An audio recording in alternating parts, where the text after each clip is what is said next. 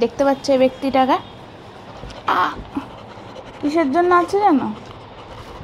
এই যে এই যে আমি পেয়ারাটা খাচ্ছি আর এইটুকুই বেঁচে আছে, ওটা খাবে বলে পেটের ওপর উঠে আমার অত্যাচার করছে। এই হলো বিষয়। কিরম জ্বালা। এই আর একজন, একটা এইটুকুটা পেয়ারার পিছনে দুজন, মুখ থেকে সব কিছু লাল ঝোল ফেলে আমার গা ভরে দিচ্ছে। এই যে এই অবস্থা আমার হাতটা দেখো, জানি না বোঝা যাবে কিনা। কিরম বড় লোভী দুটো।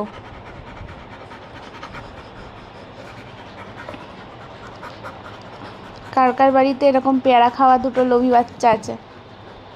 দুটো না, একটা হলেও চলবে। আছে থাকলে কমেন্ট করে জানাবেন।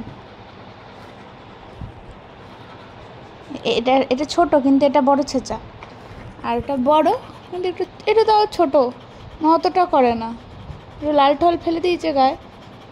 বাট এ তো পুরো পেটে উঠে বসে রয়েছে আমার, আবার জিভটা বের করে। কিছু বলার নেই।